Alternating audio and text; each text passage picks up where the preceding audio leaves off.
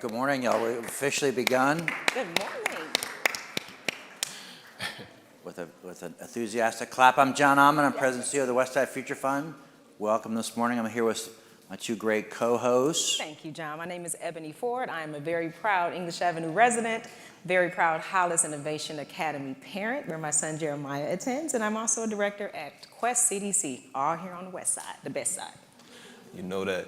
My name is Benjamin Earley. I'm a fourth-generation Westside resident, as well as a consultant with Redclay-Hill Communications, and a proud advocate of what Westside Future Fund is doing in my hood. So it's great to see y'all this morning. All right, well, welcome. And so folks know we are officially broadcasting live right now. So if you have folks you want to watch it, we're on YouTube and Facebook. And so when the program's over, it'll be immediately available. The recording will.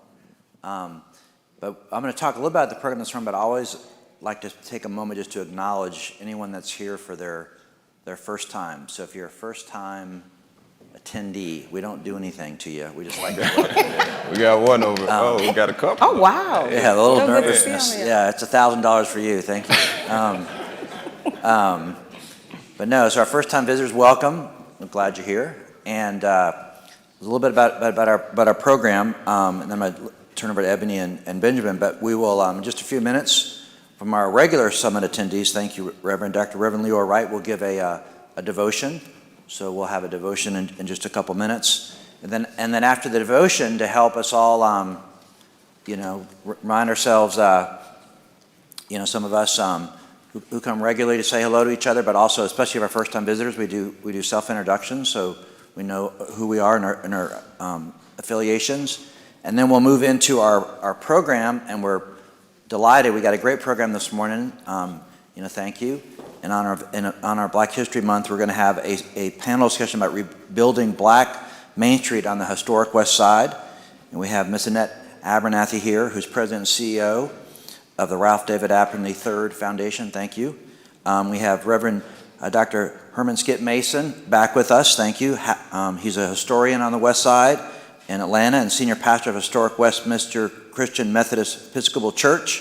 Thank you. And then Jay Scott, who's done such an awesome job on historic preservation on the West Side. Thank you, Jay, President of Greenrock Partners. And our moderator, Dr. Candy Tate. We're crossing our fingers. She should be here soon. But she is the founding president of the Cultural Center for International and does so much to advocate for historic preservation on the West Side. And then when we close out, and we'll talk about it in just a second, we give away gift cards to the Home Depot and Goodwill, so we'll draw those right at the end of the program. So we finish up by 9 o'clock.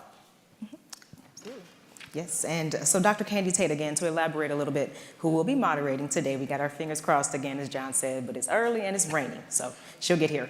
She will be moderating a discussion about rebuilding Black Main Street on the historic West Side, focusing on the history of Dr. King and Reverend Abernathy, the restoration plans of the historic West Hunter Street Baptist Church, and the importance of equitable revitalization in our community.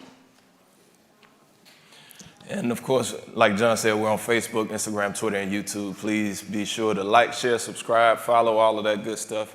Help us spread the word about what takes place here at these wonderful summits. It's a great opportunity to get to know not just the residents and the business owners, but also the various nonprofits that are helping to rebuild our community into one that is more equitable for everybody, not just newer residents, if you know what I mean. But yeah, we're online. We also have our QR codes in the back. We have a bulletin that has all of the information and bios of our featured guests this morning, as well as other information related to what Westside Future Fund is doing to help uplift the historic West Side. You can just take your phone on your camera out and just scan the QR code and you'll get the bulletin right on your phone. Absolutely. And also, excuse me, Ben. Important to note, our summits are now starting at 7:45. So I know it still seems early, but it started at 7:15 last year. So we did give you all a little extra half an hour to get here. You get to hit the snooze button a couple more times. Exactly. But we still are ending at 9 o'clock. So we're squeezing a lot more important information into a smaller space. And so we can't wait to see how everybody, our attendees and our viewers at home, how they feel about the changes. We're very excited, but keep that in mind. We will be starting at 7:45 now instead of 7:15, and our summits will be once a month, every third Friday. So thank y'all. Appreciate y'all coming out. Don't forget, again, to get your Home Depot and your Goodwill raffle tickets in the front, because when we pull names later on, I don't want y'all to say you didn't have your chance to get yours, okay? It's a blue ticket and a red. Get both. All right? Thank y'all. All right, and for today, we have a wonderful devotion speaker coming. We've got Reverend Leroy Wright, who, he's been a very, very dedicated member of the Transform Westside Summit's audience for as long as I've been here. So, like, every time that I come, I'm used to seeing his face. He's a warm and welcome presence, and we appreciate you delivering this morning's devotion. Reverend Wright has been pastor at First Thessalonians Missionary Baptist Church for 10 years. He's a graduate of Morehouse College and the Interdenominational Theological Center, president of English Avenue Vine City Ministerial Alliance, has strong ties to the community, and as I said, he's a frequent attendee of these Transform Westside Summits, and he's going to be delivering our devotion. John, I know we have a devotional statement we like to read before the speaker comes up. And you're looking at me for it. Yes, all sir. Right. Thank you. So I'll read you can see it right there, but we like to kind of make sure we ground it with this statement. We read it every summit. But it's become our tradition to begin our meetings with a positive, inspirational message. And it was just on the screen in front of me, and now it went away. So I can't read it. Positive, inspirational message from a member of our community. Yeah, thank Is it you. okay? All right, no problem at all. Recognizing that many in our community are driven by their spiritual faith to participate in the Westside revitalization effort, the time at the beginning of our meetings is an opportunity to share various inspirational reflections. While the speakers may articulate their personal faith, it's meant to be inclusive, inspiring, and meaningful, with the story of Nehemiah as our guide. All right, thank you for that recovery. No Ebony. problem at all. All right, and we appreciate, we're going to let you come on up and lead us in the on the devotion. So please welcome the Reverend, who's actually just talking before the program. His church is right off Joseph E. Boone, and it's right across the street from Historic Cook Park. Yeah. And he is back in person. He's trying to get his congregation to come back in person. We're talking about that on Zoom. And I know he would, because one of the things they've decided his church to stay as people move back into the community to come back into the church. And so I know he would welcome you coming, doing a plug to come to your service as well in historic English Avenue. Thank you. So yeah, please give him a round of applause. Welcome him up.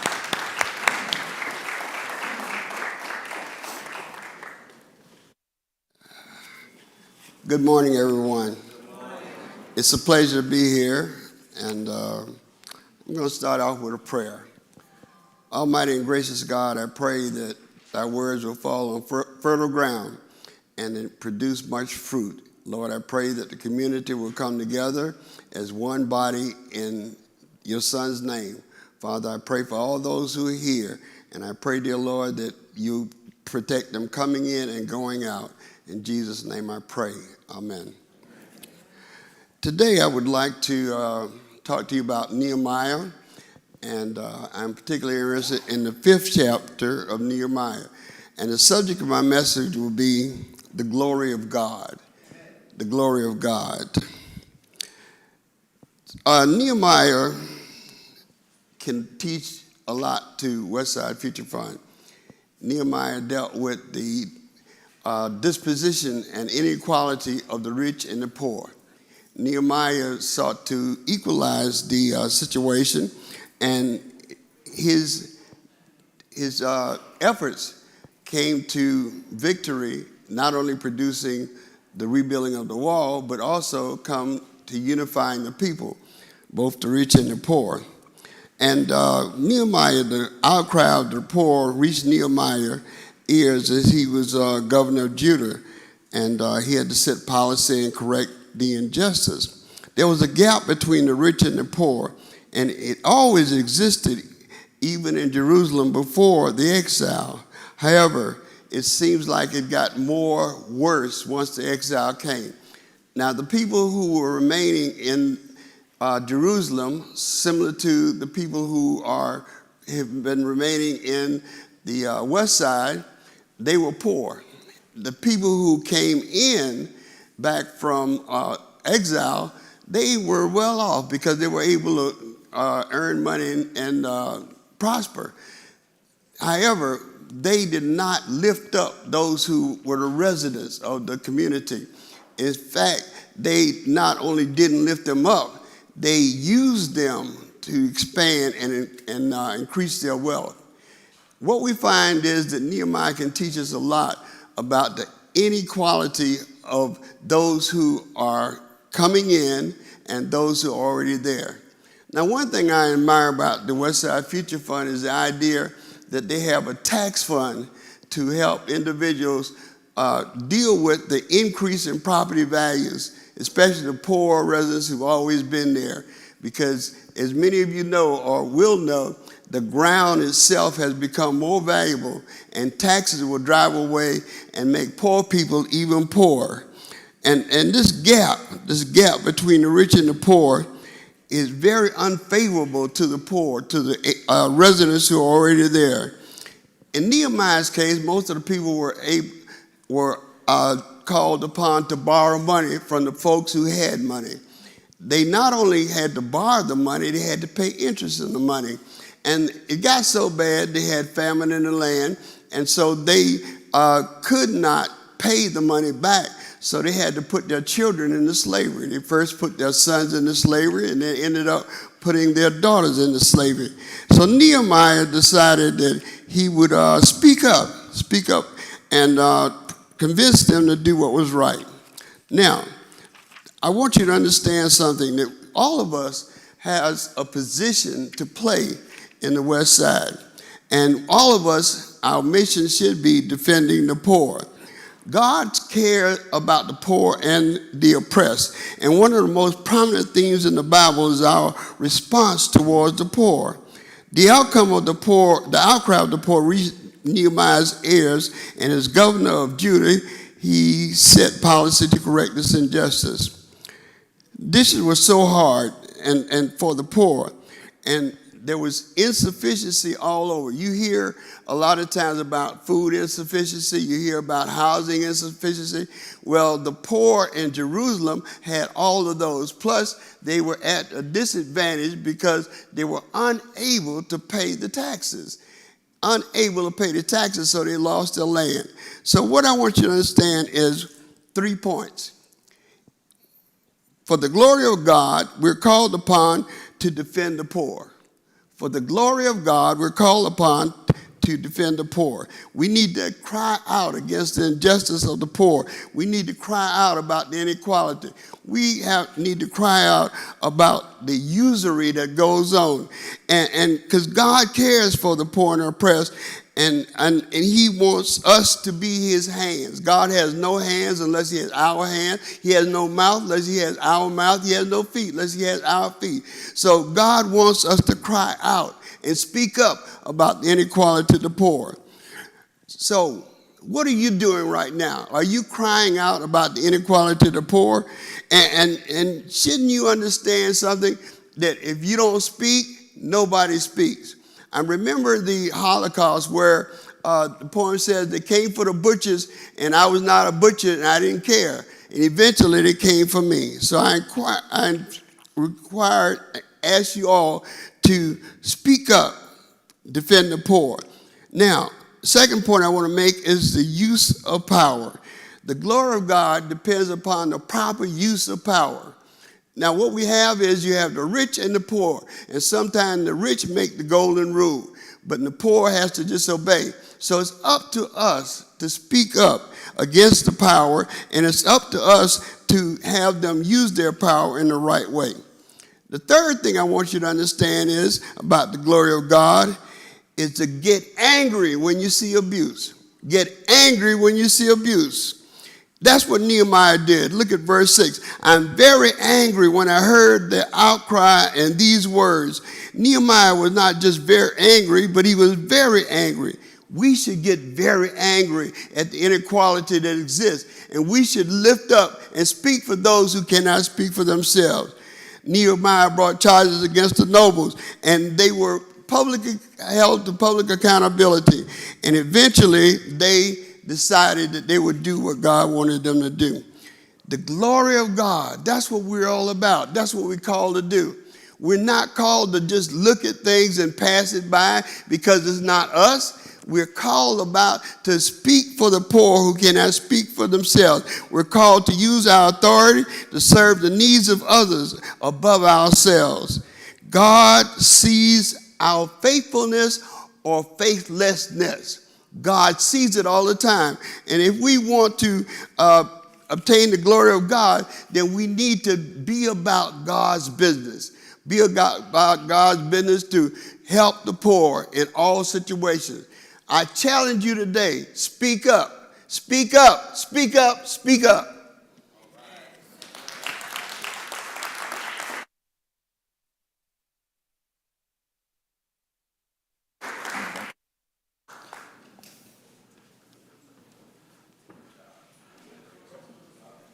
All right, speak up.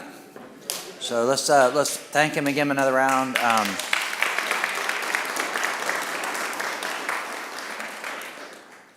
Now, I know personally I appreciate your message. One, I appreciate your authenticity of your message because you do speak up. And so thank you, because a lot of at our Transform Westside Summits, you often ask some of the more questions to the issues that you raised about justice and inequality. So thank you for always speaking up. And I think also reminding us a lot of the work of the Westside Future Fund is we're out raising charitable funds, because there's so much revitalization activity coming into the neighborhoods. As you noted, the injustice is those that have been in the neighborhood for so long, suffering at just the time things are getting better. And so how do we ensure those, to speaking to the poor can, be on that rising tide? So there's a lot more to be done. So thank y'all for being here this morning to be a part of it. And, thank you again for your message and for speaking up. And we're now going to give all of y'all a chance to briefly speak up when we do our self-introductions. So I'm going to start over here, and in the self-introductions, for those that are here for the first time, we ask you to say, introduce yourself with your name and then your affiliation. I work for or from this neighborhood. And then we ask you just to do a full stop after that, because we're trying to move around the whole room. And if you have more information you want to get about your organization, or you have an event you want folks to know about, we can certainly put that up on our social media or in our bulletin. But as we're going around, we'd like to do these self-introductions to help encourage networking. So, if you're hearing someone you think you could, help, kind of back to the Reverend's message, with their mission, encourage you to make that introduction, or if you have something you think someone could help you. And the big why for those that have been coming to the summits regularly, we redesigned the summits to a different time, was to encourage more in-person attendance, because we see a huge benefit of the summits was the networking that happened. And that networking is obviously just not the same on Zoom.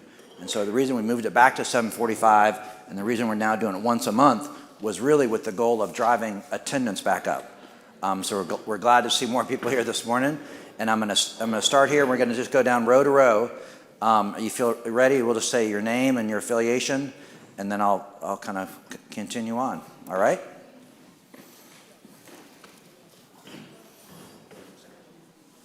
My name is Julian. Is it on?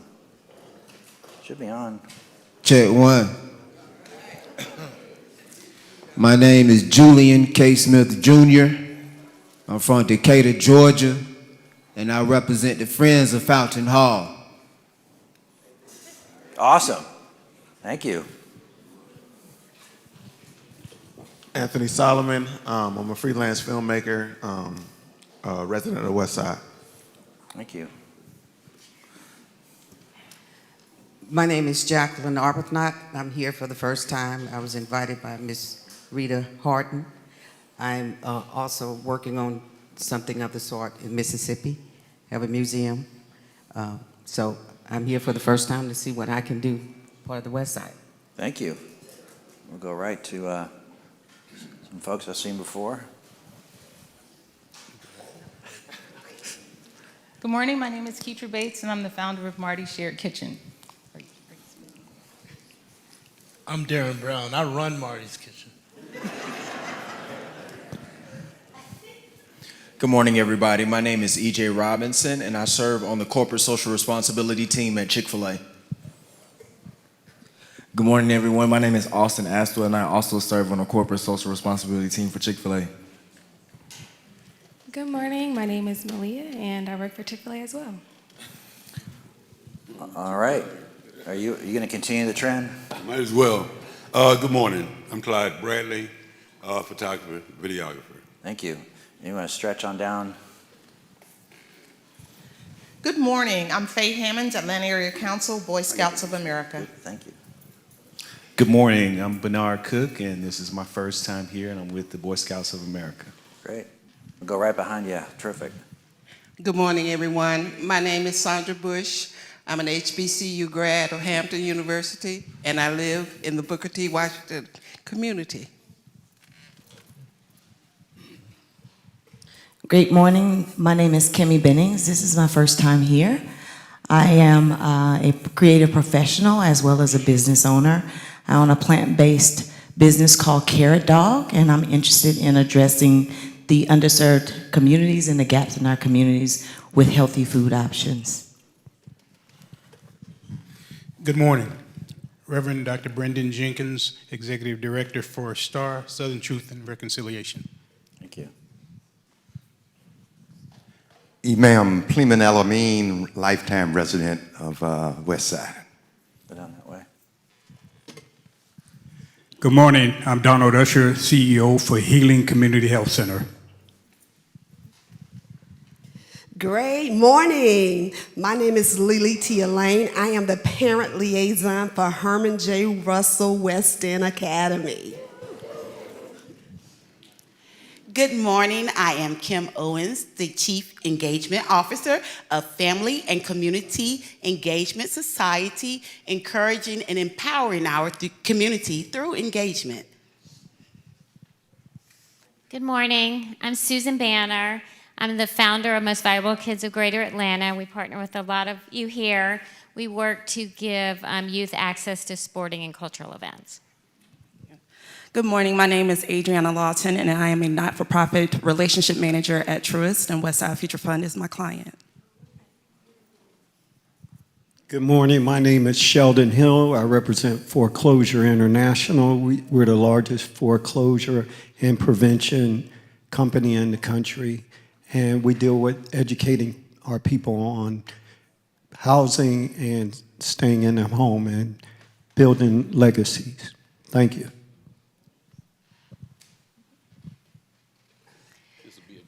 Yes. Good morning. I'm Cecily Welch, co-founder of the Welch Center. Welch Wellness equals lasting capital and health, 201 Joseph E. Lowry Boulevard. And my firm is a CPA firm, Welch Financial Advisors, the accountants you can understand. Good morning. It's our first meeting. I'm Sully Welch, co-founder of the Welch Center. And my role at the Welch Center is I'm the president of the Welch Martial Art Experience, Fitness Concepts Empowering Life. So we work with youth and adults to learn how martial art systems can help you fight for your health and better connect to your community for long-term health and wellness. And cosign, I know this guy and he's amazing and what they do is amazing, so there you go. I'm Sean, I'm over at the Home Depot backyard at Mercedes-Benz Stadium. Thank you. Yes, ma'am. Good morning, everyone. I'm Hattie Pollard, over 50 years of a resident in Vine City area. Good morning. Thank you. Good morning, everyone. I'm Muriel Murphy, and I'm a resident of the West Side. All right, thank you. Good morning, I'm Paul Duke. I'm a technical recruiter for a staffing solutions company called Stand8. Good morning, I'm Laura Case with South Face Institute. Good morning, I'm Stephanie Brown with South Face Institute. Good morning, Sharon Thrasher, future Westside resident. Good morning, I'm Corey Bishop with the Standing with Survivors program. We do mobile advocacy at Atlanta Volunteer Lawyers Foundation. Thank you.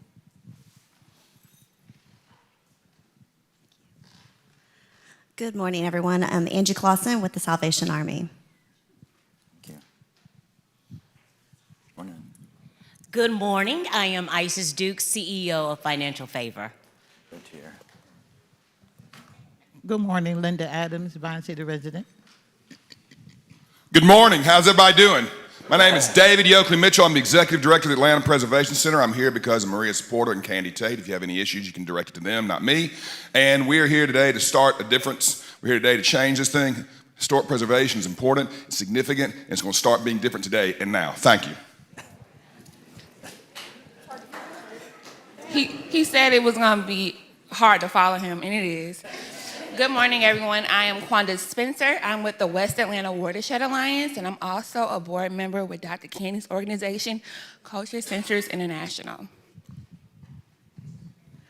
Good morning, everyone. Caitlin Behringer, Open Hand Atlanta, and I'm a Mechanicsville resident. Good morning, Rodney Bullard, formerly of Chick-fil-A, current board member of Westside Future Fund, CEO of the same house. Good morning, everyone. I'm Marlon Harris, and I chair the board of New Life Community Alliance, located in Decatur, Georgia. We focus on poverty mitigation as well as community revitalization. Good morning, everyone. I'm Annie Moore with the Green Team of English Avenue. I'm also an English Avenue resident and the park ambassador for Lindsay Street Park and Katherine Johnson Memorial Park. I hate this. Good morning. My name is Colette. I'm a proud Morris Brown grad, so I'm a friend of Fountain Hall. I'm also a graduate of ITC, and I'm a Vine City resident. Let's see, did I leave anything out? I'm a child of God. And I am an organizer for the Partnership for Southern Equity. I'm sorry. Okay. Good morning. My name is Katie Farmer. I'm the Director of Development at In-Town Collaborative Ministries. We run one of the largest homeless outreach teams in the city of Atlanta and also one of the largest low-barrier client choice food pantries in Atlanta. We are looking to work towards ending homelessness across Atlanta and are looking at adding prioritization in the West Side. This is my first time here. Good morning, everyone. My name is Cedric Lakpa. I am the writer-director of United Storytellers, leading the initiative Preservation by Film, Preserving Historic Spaces Through Storytelling, specifically historic dramas. Good morning. My name is Troya Jackson. I'm Director of Navigator Services with Families First, over 130 years plus. Good morning, I'm Darrell Assure with Chick-fil-A, and I'm a graduate of Morris Brown College as well. Good morning, my name is Camille May, and I'm a proud graduate of Spelman College. I currently run their health, wellness, and fitness events for alumni. And I'm a resident of Grove Park. Wow. Good morning, everyone. My name is Justine Veal, and I'm a resident of Grove Park, and this is my first time. Good morning. My name is Dr. Mordina Sullen. I am the principal dentist at ML King Dental Center. I am a fourth-generation Atlantan, and I practice in my neighborhood right on ML King across from the library. Thank you. Hello, I'm Maria Supporta of Supporta Report. I don't know where to look.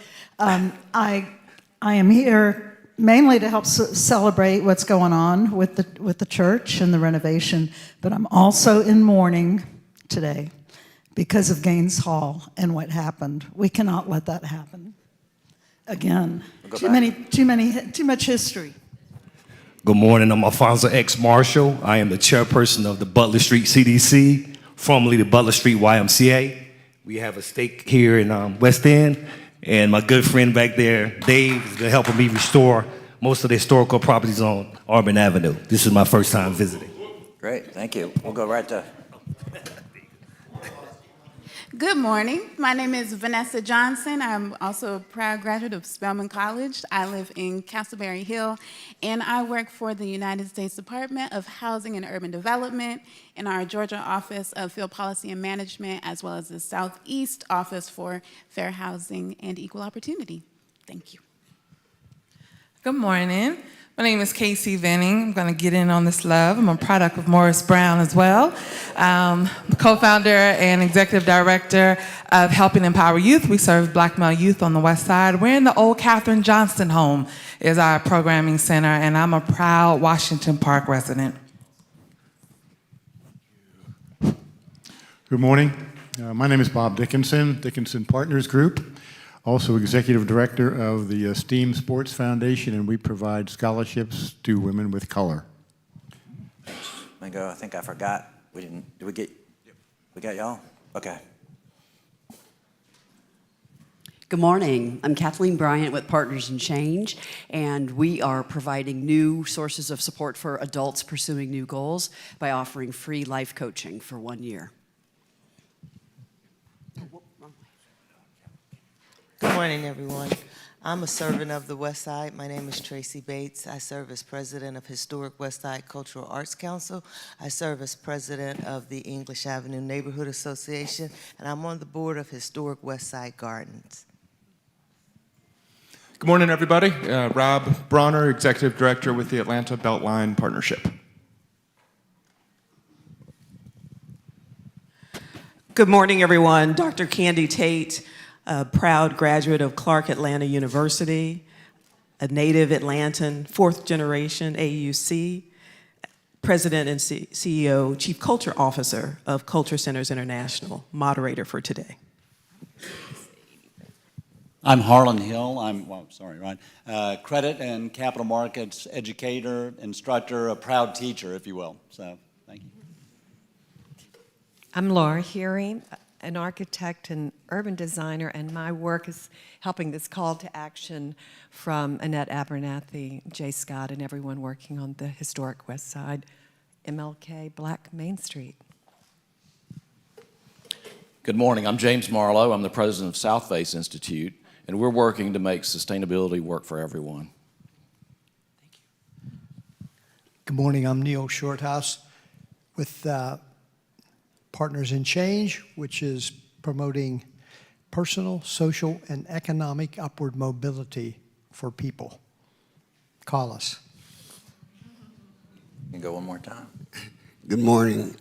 Thank you again. I'm Reverend Leroy Wright, pastor of First Thessalonians Baptist Church, and a friend of Mother Pollock's. Sure. I'm Jay Scott. I'm with Greenrock Partners. We raise money to restore and protect important African American civil rights sites with the goal of creating a network of sites around the state and to revitalize communities. Good morning. Happy to be here. My name is Annette Abernathy. I'm the daughter-in-law of Ralph David Abernathy and Juanita Abernathy, and I am in charge of the restoration of the West 100th Street Baptist Church. Pleasure to be here. Good morning, Dr. Skip Mason, a proud graduate of Morris Brown College. Shout out to all of the Brownites. I am the pastor of the historic West Mitchell Street CME Church and the founder of Vanishing Black Atlanta. All right. Did anyone not get in? Did we miss anyone that wants to get introduced? What's that? Oh, great. Thanks, Rodney. Good morning. My name is Karen Berry. I'm a resident here at Vine Cities. Good to be here. Thank you. All right. Well, over here too. Super. Thank you. All right. Our time adjustment worked. This is the best attendance we've had in a bit. Or it's the panel. Thank you. Good morning, I'm Joycelyn Wyatt King. I'm with Keller Williams Realty, and I am a product of Morris Brown College and also Frederick Douglass High School. So I am excited about the West Side. I think you're all right. Morning, everybody. I'm Tapua from Energy Sustainability Solutions. I'm a resident of Atlanta. Just glad to be a part of this. Is that it? All right.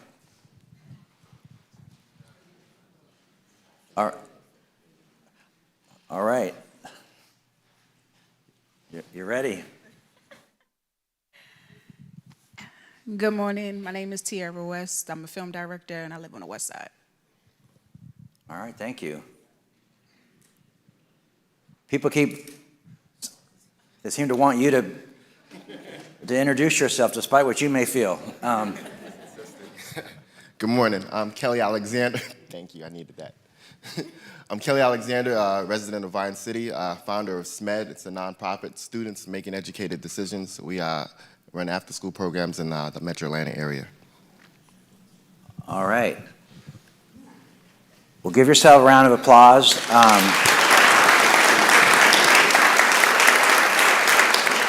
So I want to acknowledge we're watching the clock. I would usually go around the side and make sure the Team from Westside Future Fund and the folks that are bringing us our production this morning, Icon and Team V were introduced.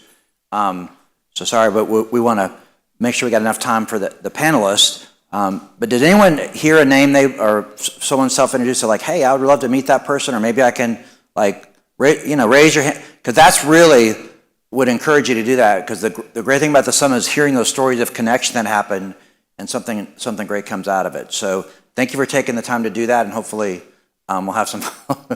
So Maria Saporta is coaching me on. We have one final, and she controls the power of the pen. So we're not going to deny the suggestion from Maria Saporta. But you're our last self-introduction. Yeah. Thank you. I know a lot of pressure with this one. I know. Good morning. My name is Myrna Clayton. Excuse my voice. The weather is having an impact. I'm with Showability, Westside. Atlanta Public Schools, and from Collier Heights area. Thank you. All right. Thank you. All right. And now, Benjamin, now you're going to do a social media check-in for us? Yeah. So, again, we're on Facebook, Instagram, Twitter, and YouTube. Shout out to everybody that's tuned in right now. Just a few Friday morning greetings for you. Miss Liz Carter, thank you for tuning in. Cedric Sims, Savion Wright, and everybody else tuned in on YouTube. We appreciate you.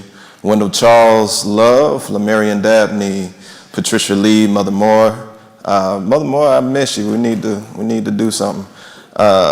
Rosario Hernandez of Historic Westside Gardens, thank you for tuning in and all the great work y'all do. Latarsha Holden, Gigi Sands, Diana Palmer Price, Patricia Lee, if I didn't say you already, Myra Surratt Walters, Kim Estes, and Corey Thomas. We appreciate everybody tuning in again. Facebook, Instagram, Twitter, and YouTube. Like, share, subscribe, follow our channels, all of that good stuff. Help us to spread the word about what goes on at these amazing summits. Like I said earlier, it's a great opportunity. As John just showed you, it's a great opportunity to network for both residents, stakeholders, business owners, and everything in between. So again, use this as an opportunity to help us all come together as one community to uplift one another. John. Thank you. All right, so now we're ready to get on with our main panelist discussion today. And so what we're going to do, I'm going to call your names up, and as I call y'all's names, please come up to the stage, and you can see we're ready to have you seated. So I first want to welcome up Miss Annette Abernathy. Annette, I'm sorry, I pronounced it wrong. The President and CEO of the Ralph David Abernathy III Foundation. And y'all can welcome them as they come on up. Yeah, thank you. I'm between, yeah. All right, thank you. And the Reverend Dr. Herman Skip Mason. All right, thank you. Historian and Senior Pastor of Historic Westminster Christian Methodist Episcopal Church. Any particular? I think, do you have a particular? Right here? Which order, Sonia? All right. All right, thank y'all. Thanks for the help. So yeah, thanks, Jay Scott, President of Greenrock Partners. Come on up. Once I listened. Yeah, appreciate it. All right. And Ms. Candy Tate, Dr. Candy Tate, founding president of the Cultural Center International. All right, thank you. All right, I'm gonna turn it over to you now. And yeah, all right, appreciate it. Thank you. And she's gonna have some questions for the panelists that she's gonna go through, and then there'll be some time for Q&A from the audience. So thank you for leading us this morning. Thank you. Happy Black History Month. Happy Black History Month. Dr. Carter G. Woodson, founder of the Association for the Study of African American Life and History, picked this month because of Abraham Lincoln and Frederick Douglass. birthdays. It started out as Negro History Week, and now we celebrate the month. And many of us celebrated 365. Yeah. I would like to start off with a tribute to a culture worker, spiritual father, community activist that I so enjoyed seeing at the Westside Future Fund Summit meetings, Mr. Akbar Imhotep. Okay.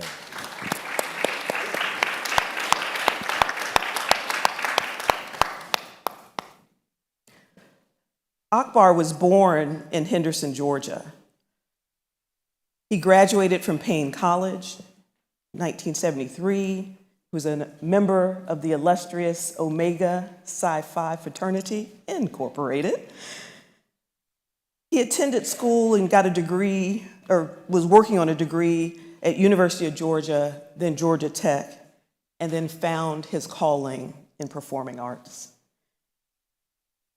I came to know Akbar because of the Neighborhood Art Center, for which I wrote my dissertation on. He has worked with the Wren's Nest from 1985 to 1999. At the Neighborhood Art Center, he was featured in Pot Liquor, Catalyst, Emerge, all of these literary journals. He received the Ebon Dooley Social Justice Award. He was vice president for Kumba Storytellers. And as I said, he was very active in Vine City and English Avenue community, a member of Pleasant Hill Victory AME Church. But we also knew him as Mr. Kwanzaa. He made Atlanta's cultural art scene what we know it to be today. He leaves behind a surviving wife, Makita Johnson, who's active in the community, daughters, sons, Garvey Imhotep, Ra Malika Imhotep, grandchildren, and as I said, as a spiritual daughter of his in the cultural arts, we love and remember Mr. Akbar Imhotep. Thank you.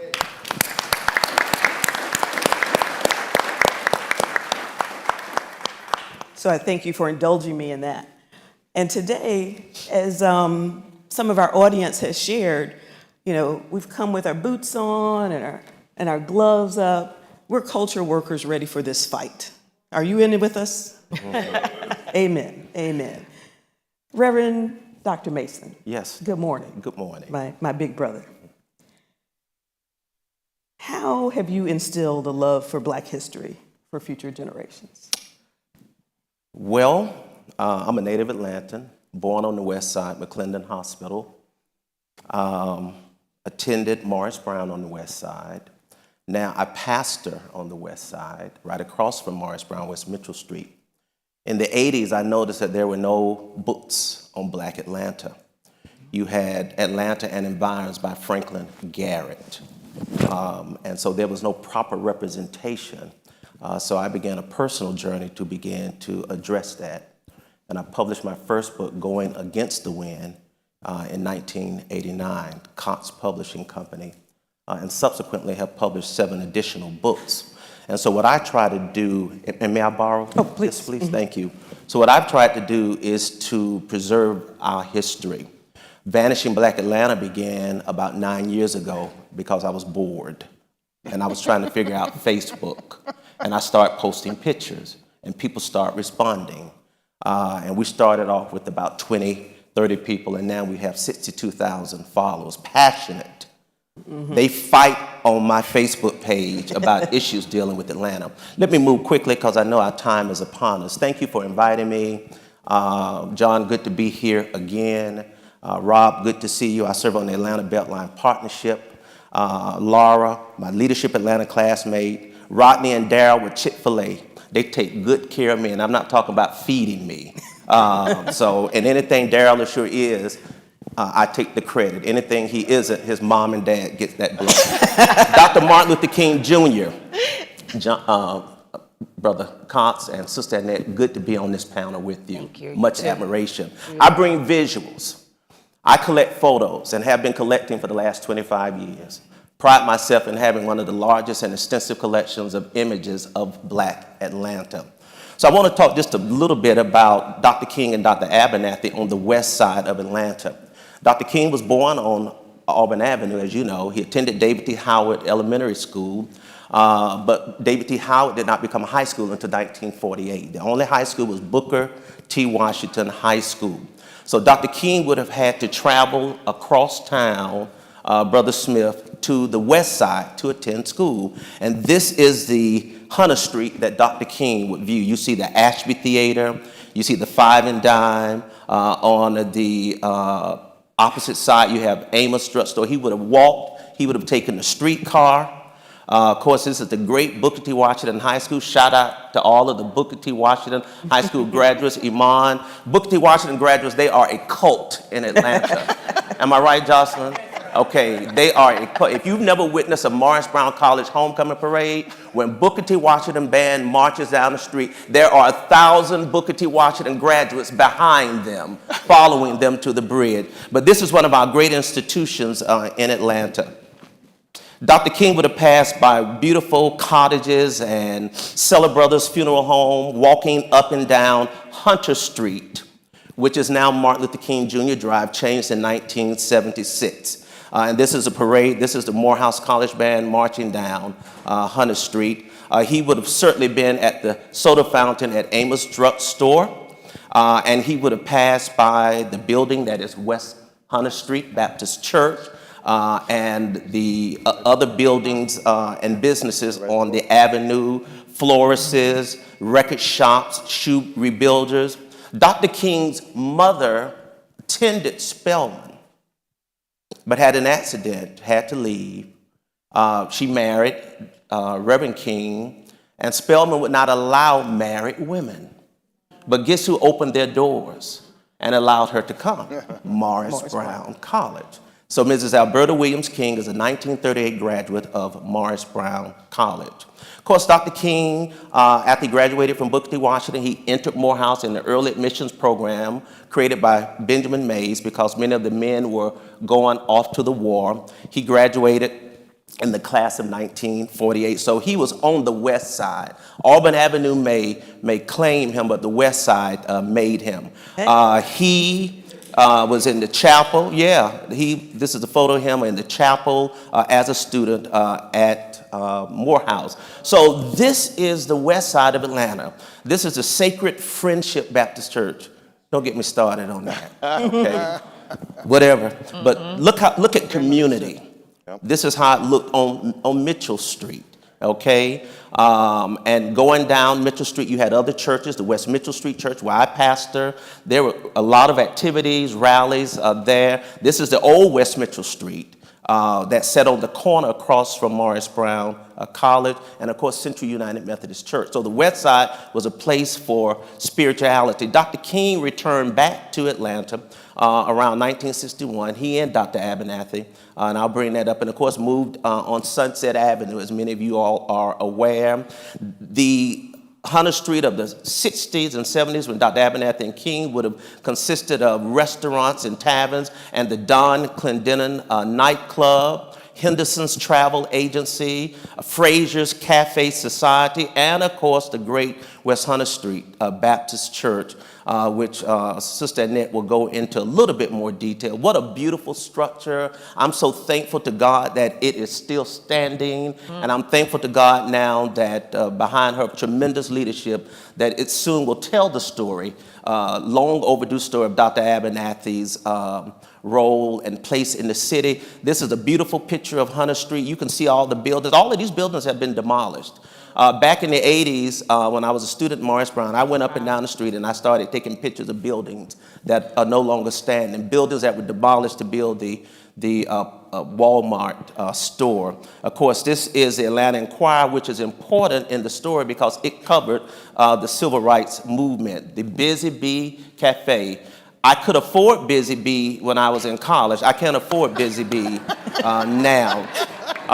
But the owner is my DNA cousin, true story. And so I do get a 10% family discount. Alice Barbecue was an institution, okay? And these are some of the places that Dr. King and Dr. Abernathy frequented. They met with students and other leaders of the movement. And of course, Pascal's. My heart sings every time I drive by the building. I'm thankful the building is still standing, number one. But something has to be done to preserve it. Look at this beautiful picture of the Abernathys and the Kings and others inside of Pascal's for a meal. Pascal's also had a great nightclub, little carousel, which I got to go in some years ago. Great entertainers, this marvelous photo of these friends. So what I'm trying to say is that what the west side of Atlanta needs are historic markers. There is nothing. I've been on this, I've been crying this thing for a long time. There's nothing to tell the story. Coretta Scott King taught voice at Morris Brown College. Many people don't know that. And here's the classic photo of Dr. King and Mrs. King, Dr. Abernathy, Mrs. Abernathy, and other civil rights leaders marching down Hunter Street, now M.L. King. And so we need to tell the story of King, the Abernathys, and all of the historic buildings. This is a classic photo of Dr. King's processional, coming straight through the Morris Brown College campus. And this, of course, is taken from the angle of the bridge, okay? So very quickly, Historic Market Project, West Side. If the West Side Future Fund does anything else, get behind a project to build and establish historic markers. And I've listed all of the sites, buildings standing and not standing, that we need to put historic markers on the west side of Atlanta that would tell people the story of Atlanta. Even the vacant lots have a story. And they speak, and we need to tell that. So, oh, I'm sorry, let me go back. So thank you so much for allowing me to share. And let's get behind a West Side Markers historic project. West Side Marker Campaign. Pass that down. Okay. And next on our panel, we have architect Jay Scott. Yes. Okay. Yeah. All right. And let me ask you a question. Okay.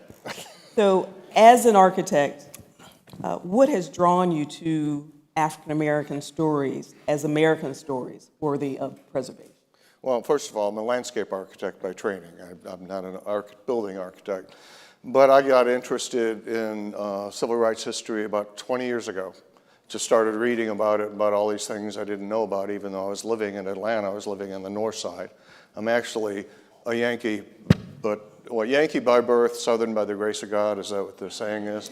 But so I moved out here, but I started reading about all these things I didn't know about, and so I became very interested in it. And then I had the good fortune of meeting Ralph David Abernathy III when he wanted to see what he could do with the church. And at the time, we didn't know where he'd get any money, but fortunately, in brief time, and after Ralph had passed, then I started working with Annette, and then we had a lot of blessings of being able to find money that we've raised $2.5 million that we've spent on the church so far. And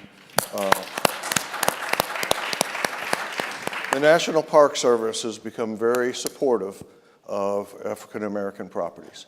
And Annette and I are now working on several projects around the state, as I mentioned, and we're looking for more. We can get money for HBCUs, we can get money for churches and other buildings where historic properties goes, if we just know the people that own them, that want to restore them. We have not had much luck connecting with the HBCUs here in Atlanta, but there is a lot of money available. So anyway, I'd just like to briefly talk about the process we've gone through. We have some pictures up here before, which when I see those pictures, I kind of forget how bad it looked.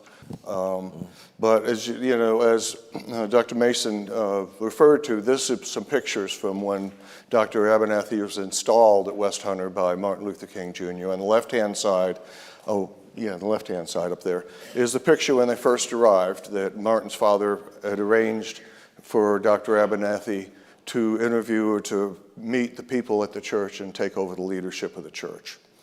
And these are just the comparisons of what the church looked like at the top and what it looks like today down at the bottom. And you can see the work we had to do on the roof because the roof was awful, water was coming in all the time, rodents lived in there.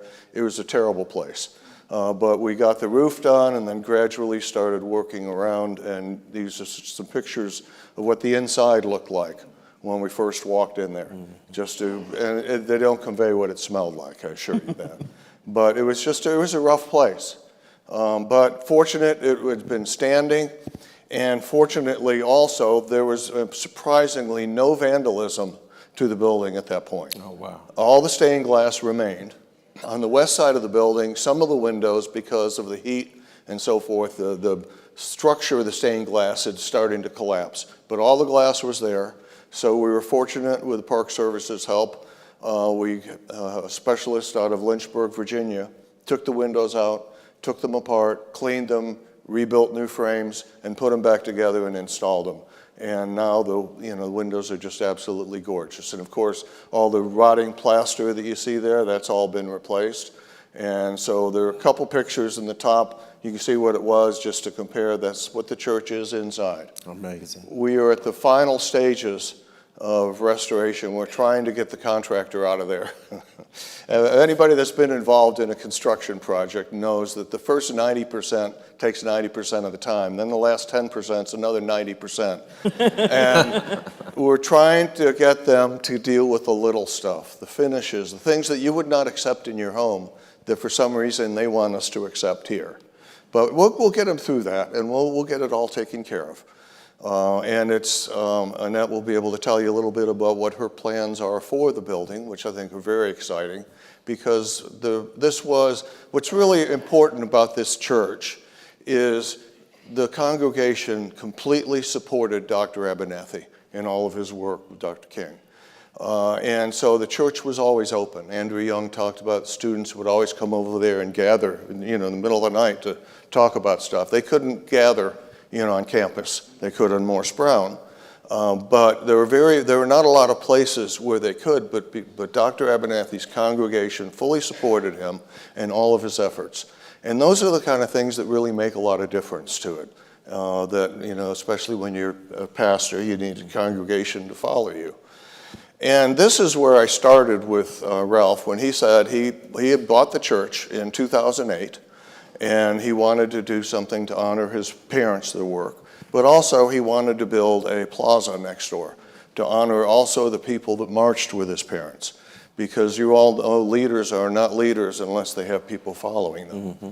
And too often these people that followed, or these other people that did a lot of incredible work, have just been forgotten. And so we hope that this will be able to do. And I'd also like to call out, when he bought the church, the property was just to the outside of the walls. So when we were wanting to put air conditioning in the building, we didn't have anywhere to put the mechanical units outside. But Jerome and Michael Russell followed through on a promise they'd made to Ralph, and they donated that property next to the church, which is not an insignificant donation.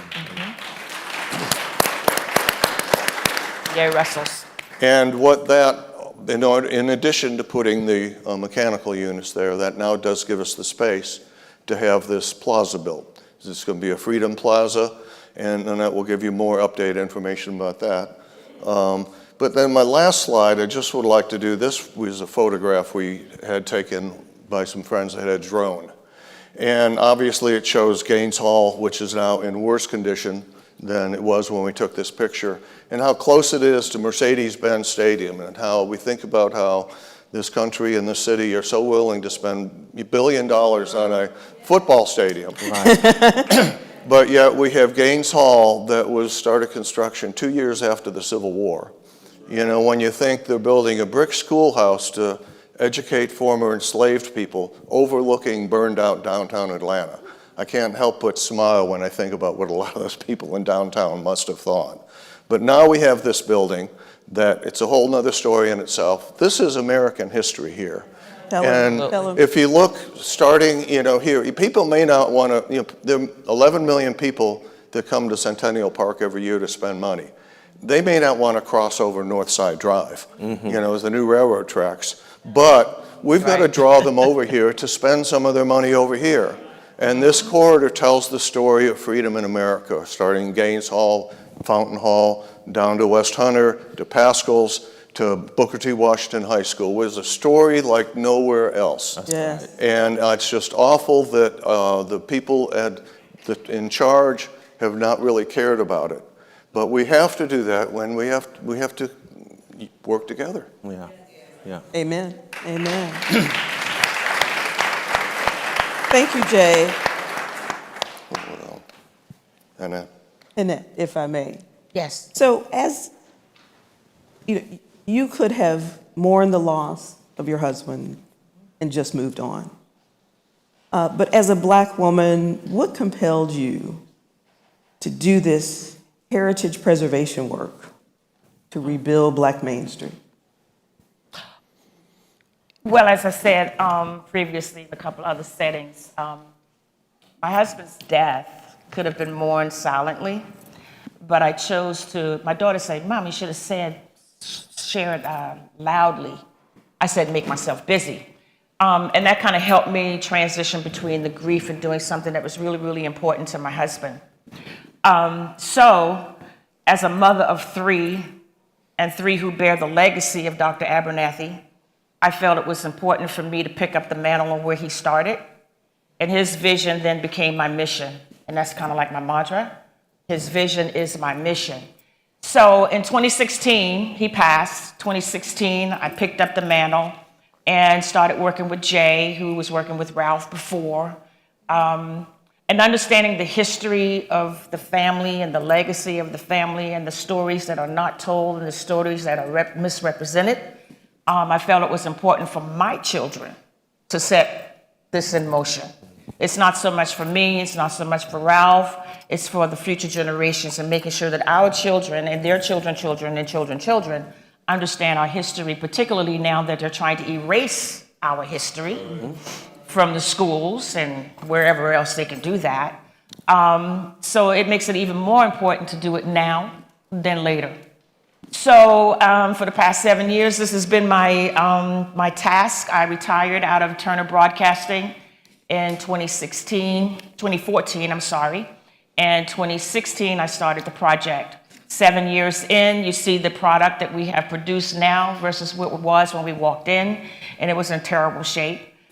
Through knowing that the Park Service had federal grants available for the African American Civil Rights Grants Program, we applied. We're fortunately blessed that over the course of the last 7 years, with 7 grants being offered, we were able to secure 5, which accumulates the $2.5 million that we have invested in the church thus far. Where do we go from here? I have a passion for revitalizing that corridor. I think there's so much history there, and Ralph used to say that Auburn Avenue may have been the birthplace, but West Hunter Street was the workspace.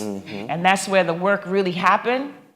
And there's so many things that happened in that church that couldn't happen at Ebenezer and couldn't happen on the college campuses, but it happened in that building. And those stories need to be told. When I go, my kids are,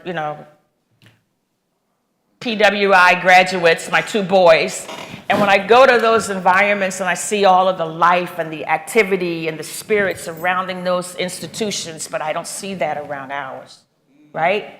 So the vision is to build that there and make this a vibrant part of the Atlanta community so that 11 million people that are down across Northside Drive will finally find their way over to the South Side.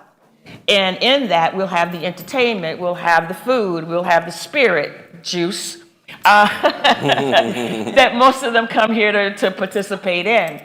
So I hope that this building and the restoration of this building will influence others to want to do the same. And yes, Pascal makes me sad. Yeah. Every day I pass that place and knowing all the history that is inside those walls, right? And it's not being told. Yeah. And there's no blame to anyone. I just think no one has really paid attention to it to be engaging in the opportunities to make it a better space. Too much history to have it demolished. Yeah, and if something doesn't happen soon, it might be with the gentrification that's coming through our communities.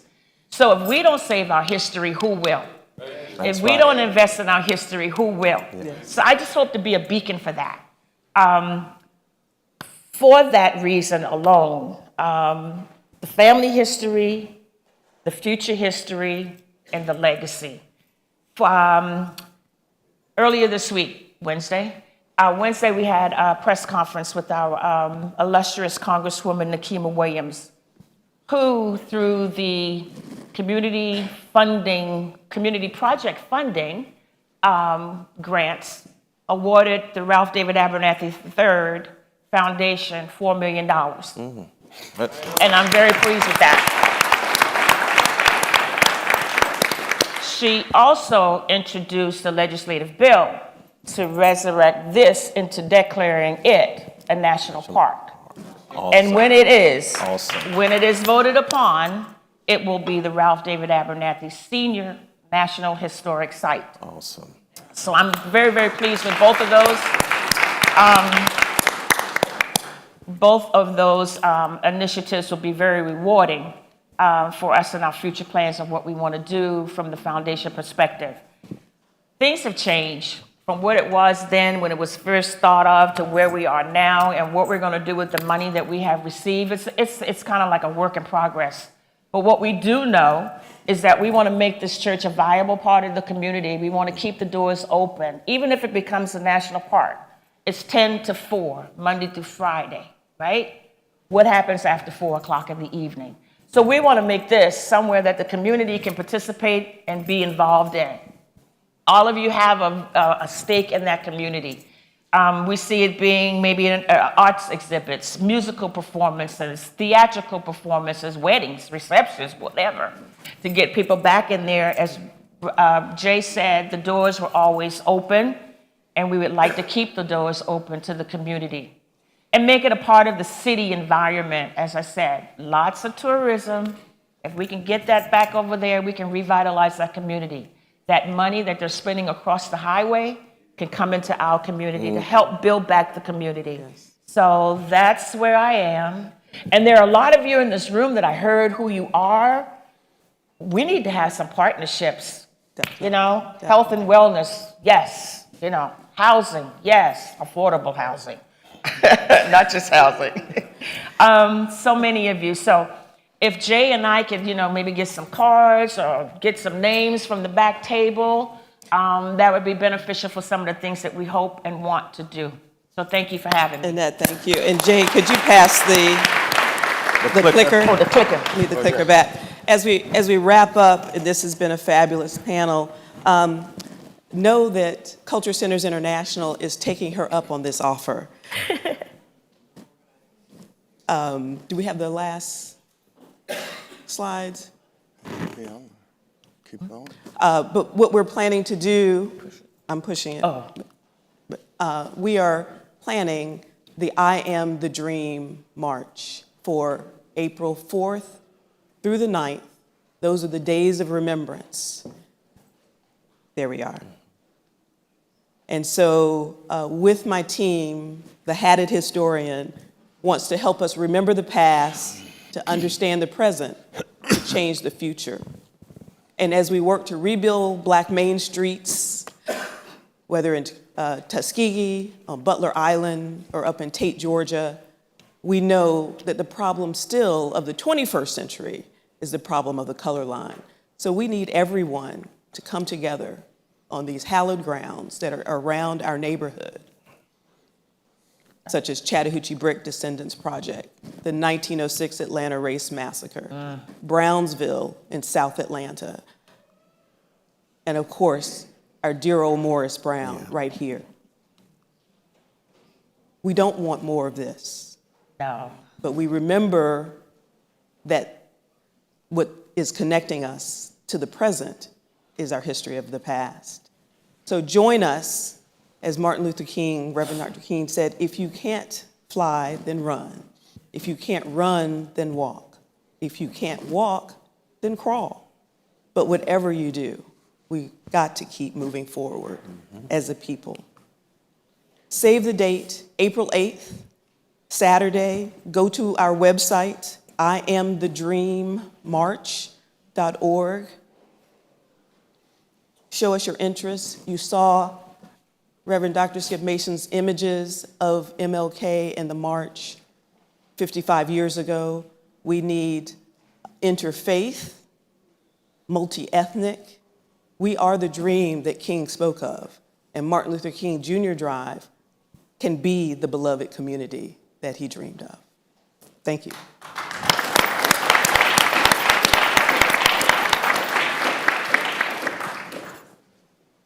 Thank you. We are still working on our timing, so we're right about 9 o'clock. I'm sure some people have some questions, but if people need to go, I don't want to feel like people, because we did say 9, but maybe we could go a few minutes past 9 for people that want to still ask some questions. We can keep broadcasting live, but go for a few more minutes because it's such an important discussion. For those that can stay a little bit longer, I have a question. So if you have a question, raise your hand. We're going to bring the mic to you. If you'd like to ask a question. And I saw Maria's supporter's hand up. All right, we got... Can you hear me? All right. I want to get where everybody can see me. I'm looking behind the wall here. I'm trying to say, this is big deal stuff. I do want to say that apathy, avarice, and fear dominate so much of the conversation of hard work. When you look at some of these buildings, you look at these things, for example, you look at Gaines Hall, it is overwhelming. The idea that this can be done, that this can be achieved, is an overwhelming thing. And because this city is, if you will, dotted with that kind of narrative, it makes it difficult. I will say one thing. I'm very proud to be in the West Side, but I represent the city of Atlanta, Auburn Avenue, West Side, all of it. We all grow in strength and numbers. We need each other. There is not one island. It is an entire community that builds this whole thing. And I do hope to see the same investment that's happening in the West Side start to occur on Auburn Avenue. That corner of Jesse Hill, former Butler Street, on Auburn Avenue, that little corridor right there is significant, is the anchor. You get 3 to 4 million people a year at the King Center, you get 3 to 4 million people a year at Kennesaw National Battlefield. 3 to 4 million people need to be coming to West Hunter Street, and 3 to 4 million people need to be visiting all this space. It's a big deal. Money makes it all happen, but without the faith in each other and without the belief in each other, this thing is not going to go anywhere. So I appreciate immensely what's happening here. It needs to multiply. It's not a singular thing. It needs to multiply. And everyone out of this room needs to go forward and give it to them. There you go. Thank you. Historic John. Yes, sir. Can you turn? Okay, thank you. I just want to quickly say 2 things that we have to do. This is wonderful, and God bless you for creating this forum. But we do not sit down at the table to see what each other is doing because we fear we may be in competition. And we have to remove that mentality, okay? We need to sit down at the table with the landowners, the people who own properties, okay? Now, Clark Atlanta, I graduated from AU, now Clark Atlanta, okay? Love Dr. French. He's a CME pastor and a fraternity brother. But I'm concerned because Clark Atlanta owns the property where Gaines Hall sits. Clark Atlanta owns Pascal's, okay? Now, the week that Morris Brown College got the announcement of its reaccreditation, Clark Atlanta put huge signs up stating that this is our property, okay? They had not been there before. I'm simply saying, okay, if you're going to own the property, do something about it and share with the community. Gaines Hall, by my research, and you can challenge me on Facebook if you like, is the oldest standing building in the city of Atlanta. The oldest. People are saying, well, just tear it down and raise it. No, you can't do that. Okay, Gaines Hall is standing. So we need to have conversations with the other stakeholders. What is Clark Atlanta's plan for the next 5 years to develop Pascal, if they're going to do anything at all? Okay, and Gaines Hall. Integral Properties, I believe, owns some of the other parts. That's the city's arm of real estate. We don't know. And I'm a stakeholder as a pastor of Westminster Street. We have no idea what's going on right in our own backyard. So I appreciate these forums. At least it provides an opportunity, but we need to really sit down and find out what is the long-range plan for some of these dilapidated buildings. And yeah. I know someone who shares your passion and Maria Supporta. The great Maria. Oh, thank you, dear. You always want to be in her good grace. Well, you actually stole my question, and that is, what can we do as a community to put pressure to bear on particularly Clark Atlanta and all the other stakeholders, as you mentioned, landowners in this area, to either shame them into it or have them see the vision and aspire to it? What can we do? I think as in all due respect, I love your markers program. It's got to be more than the markers. Sure. It's got to be the buildings. So what can we do? Well, Both and. And my production director, Trina Corbett, is passing out note cards on this information, so be sure to grab one. Go, Jay. I certainly would like to know, because there's a lot of free money available. I mean, the money we did the church with, $2.5 million, no matches, nothing. You know, and we've got other projects in Americus and Girard, but we can't seem to get the property owners of these incredibly important buildings. I've heard people say, well, we need to put a luncheonette in Pascal's.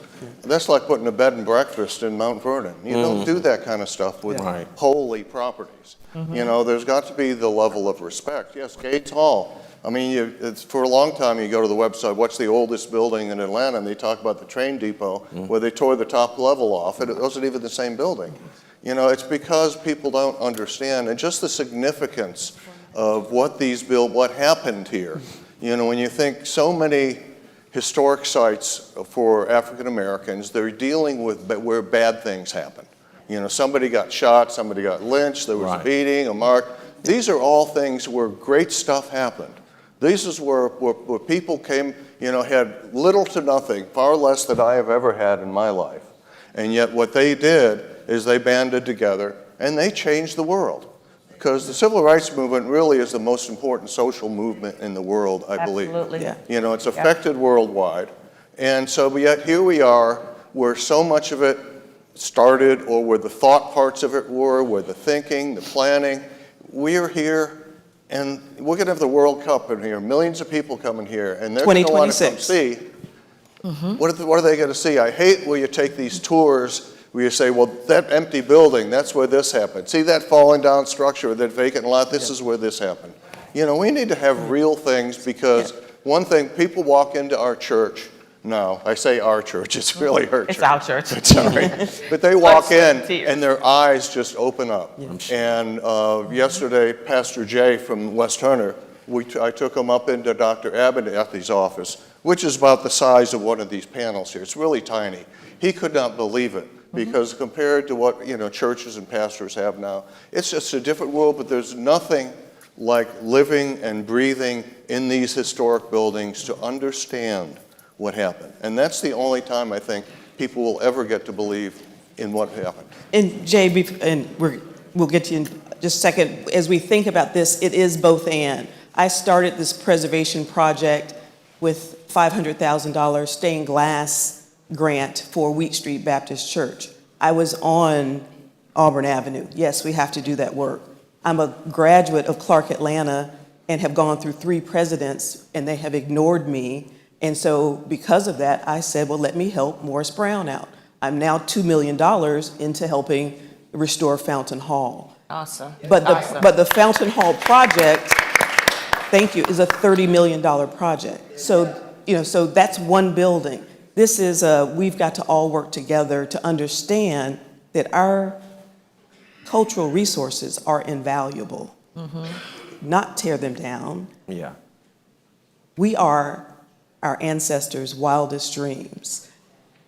Fountain Hall was originally Stone Hall. It was an experiment of white missionaries coming from Yale to educate us post-emancipation. They had their children being educated next to our children in a segregated South. Look at this panel. Look at the audience. We are the New South, Atlanta. We can do this together. I think so. So all my brothers and sisters, we implore you to come out April 8th.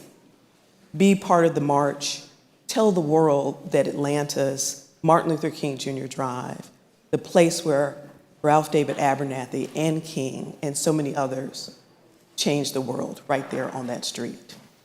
John.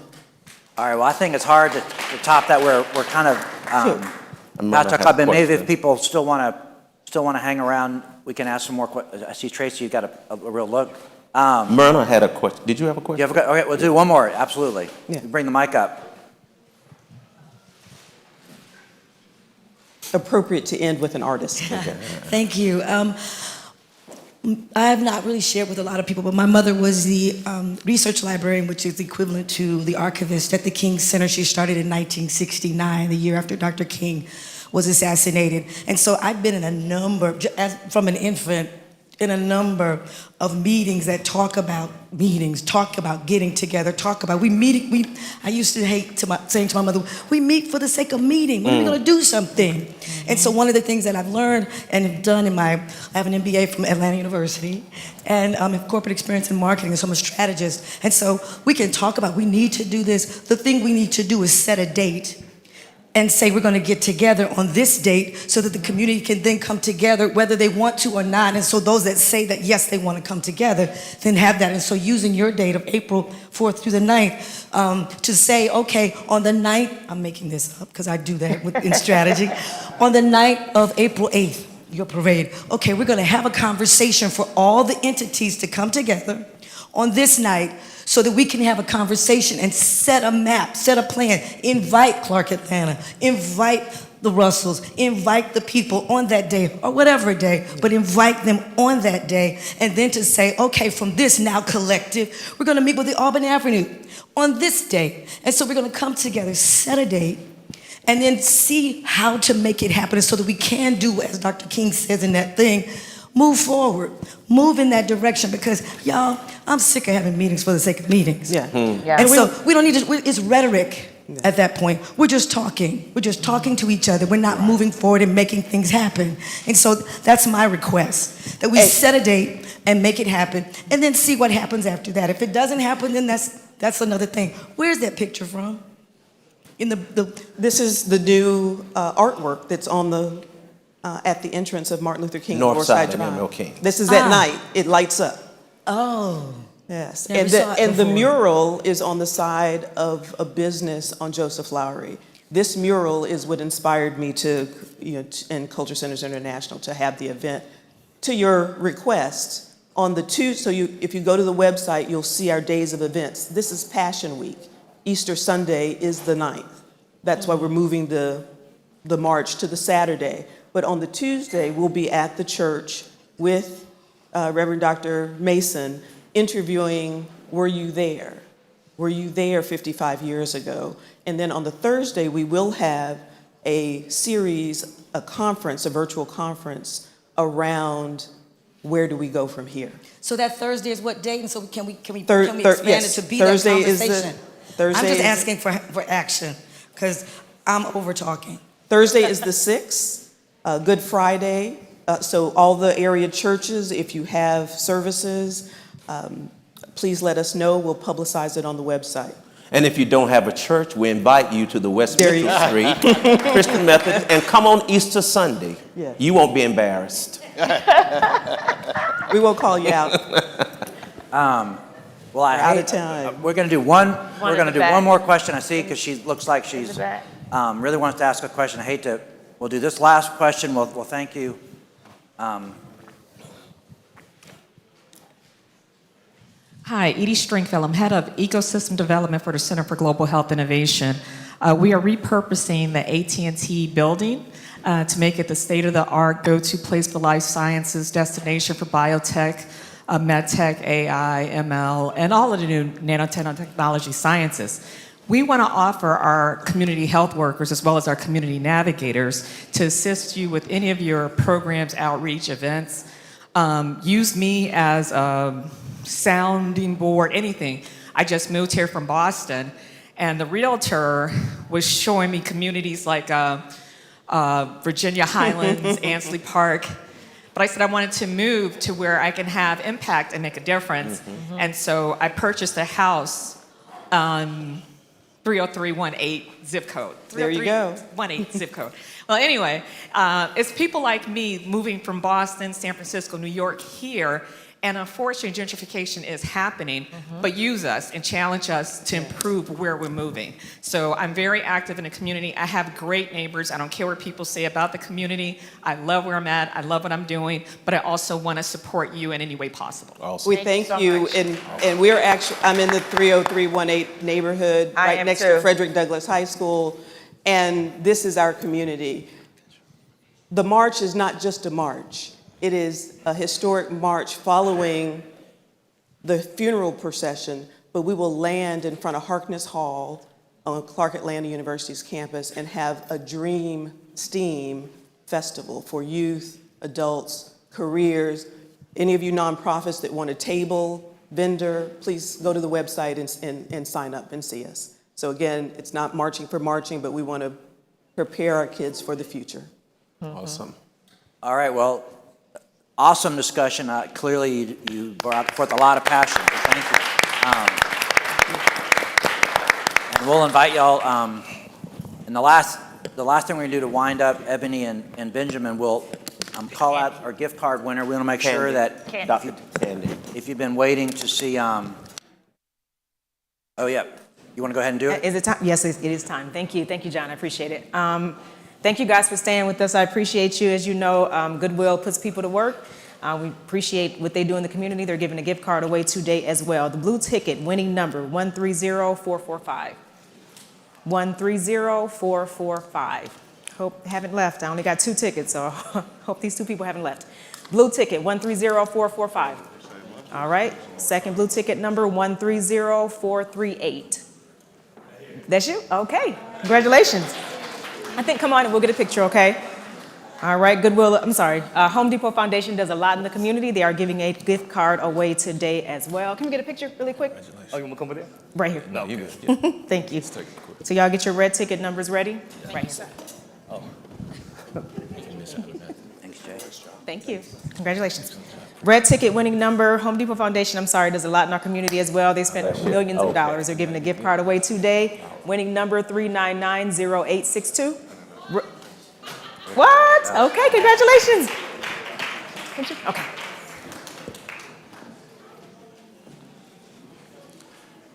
Yes, our beloved.